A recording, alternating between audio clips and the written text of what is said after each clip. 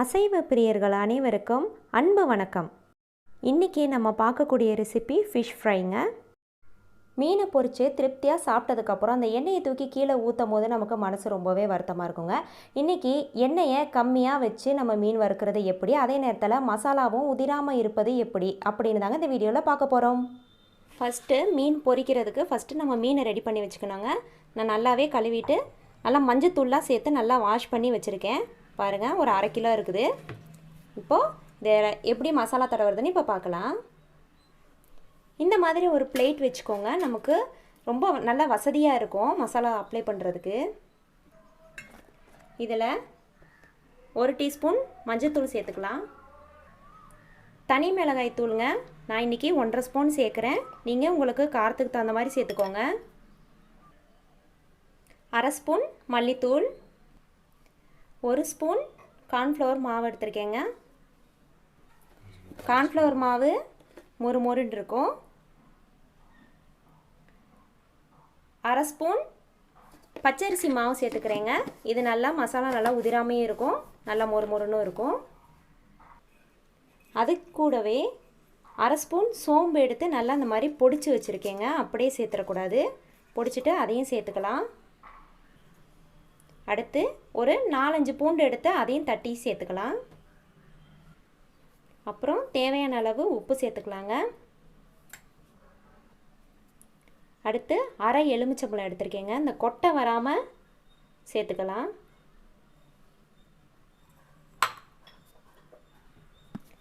அடுத்து லாஸ்ட்டாக 2 table spoon சமையல் எண்ணெய் எடுத்துருக்கேங்க. அதையும் சேர்த்துட்டு இப்போது எல்லாமே ஃபஸ்ட்டு கலந்து கொடுத்துருங்க. நம்ம இந்த மாதிரியே ஆயில் சேர்த்து நம்ம பிசைஞ்சு நம்ம மீனில் அப்ளை பண்ணும் போது நமக்கு மசாலாலாம் உதிராமல் ரொம்பவே சூப்பராக வருங்க. ஒரு தடவை கண்டிப்பாக இந்த மெத்தடில் ட்ரை பண்ணி பாருங்கள், ரொம்பவே சூப்பராக வரும். இப்போ எல்லாமே நல்லா கலந்து கொடுத்துருங்க. இப்போது நமக்கு மசாலா தயாராகிருச்சு. இப்போது நம்ம மீனில் இதை அப்ளை பண்ணிடலாம். நம்ம கழுவி வச்சுருக்கிற மீனை ஃபஸ்ட்டு இந்த மாதிரி ஒன்றா எடுத்து இந்த மாதிரி அப்ளை பண்ணிக்கலாங்க. எல்லா பக்கமும் படுற மாதிரி அப்ளை பண்ணி விட்ருங்க.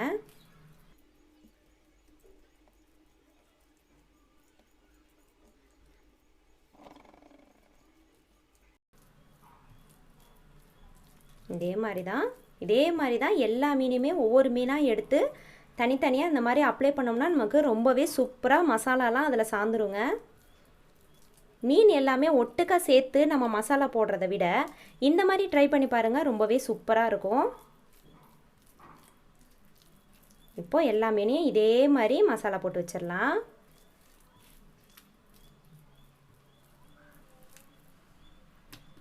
இதாங்க லாஸ்ட்டு பீஸு. எடுத்துருக்கக்கூடிய மசாலா எல்லாமே கரெக்டாக வந்துருச்சு. எல்லா பக்கமுமே நல்லா எல்லா பீஸ்லேயுமே நல்லா கோட் ஆகிருக்கு பாருங்கள்.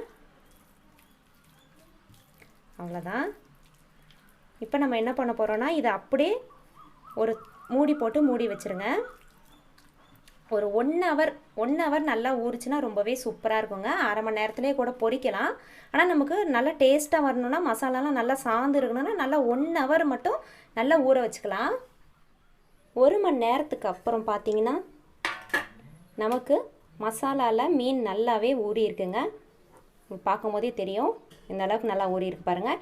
இப்போ இதை தோசை தவாவில் ஃப்ரை பண்ண போகிறோம். தோசைக்கல்லை அடுப்பில் வச்சுட்டுங்க. கல் நல்லா சூடானதும் எண்ணெய் சேர்த்துக்கோங்க. எண்ணெய் கொஞ்சம் கூடுதலாகவே சேர்த்துக்கோங்க.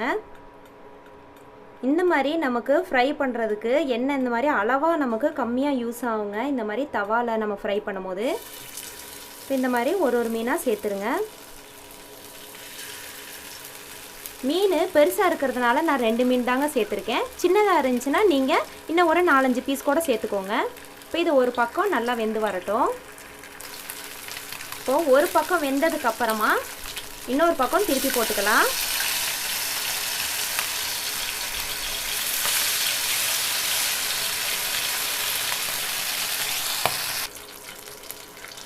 அடுத்து அதே மாதிரி திருப்பி போட்டுக்கோங்க. இந்த மாதிரி திருப்பி போட்டு வேக வச்சு எடுத்துக்கலாம். இப்போ நமக்கு மீன் ரெடி ஆயிடுச்சுங்க. இப்போ இதை எடுத்துடலாம். இந்த மெத்தட் நம்ம ஃபாலோ பண்ணோம்னா நமக்கு எண்ணெய் ரொம்பவே மிச்சமாகுங்க. பாருங்கள், ரொம்ப சூப்பரான ஃபிஷ் ஃப்ரை நமக்கு ரெடி ஆகிட்டு இருக்கு. இப்போ இதே மாதிரி அடுத்த பேஜையும் சேர்த்துடலாம். அடுத்து நான் கொஞ்சம் சின்னமாகவே சேர்க்குறேங்க. எனக்கு எண்ணெய் ஆல்ரெடி அதில் இருக்கிறதுனால நான் சேர்க்கலை. ஒருவேளை உங்களுக்கு எண்ணெய் பத்தலைன்னா நீங்கள் இன்னும் கொஞ்சம் கூட எண்ணெய் சேர்த்துக்கோங்க. இப்போ அதே மாதிரி தான் ஒரு பக்கம் வேகட்டும். இப்போ இதை இன்னொரு பக்கமும் திருப்பி விட்டுக்கலாம்.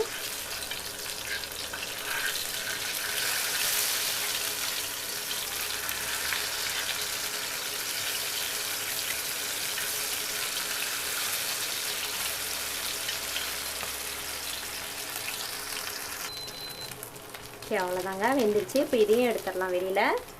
ரொம்ப சூப்பராகவே இன்றைக்கி எண்ணெயும் ரொம்ப செலவாகாமல் அதே நேரத்தில் நல்லா மொறுமொறுனும் இன்றைக்கி நம்ம மீன் பொரித்து எடுத்துட்டோங்க. கண்டிப்பாக இந்த மெத்தட் ஃபாலோ பண்ணி பாருங்கள். நமக்கு எண்ணெய் ரொம்பவே மிச்சமாகும். அதே நேரத்தில் டேஸ்ட்டாக உண்மையிலே ரொம்ப சூப்பராக இருக்குங்க. எண்ணெயில் பொரித்த மாதிரியே டீப் ஃப்ரை பண்ண மாதிரியே இருக்குங்க.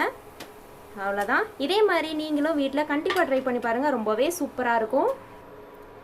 ட்ரை பண்ணி பார்த்துட்டு எப்படி இருந்ததுன்னு என் கூட கமெண்ட்ஸில் ஷேர் பண்ணிக்கோங்க. இப்போ நான் இதே டைப்பில் எல்லா மீனையும் நான் பொரிச்சு எடுக்க போகிறேங்க. இந்த வீடியோ உங்களுக்கு பிடிச்சிருந்ததுன்னா லைக் பண்ணுங்கள், ஷேர் பண்ணுங்கள், மறக்காமல் சப்ஸ்கிரைப் பண்ணுங்கள். என்னோட அடுத்த வீடியோவில் உங்களை சந்திக்கிறேன். நன்றி.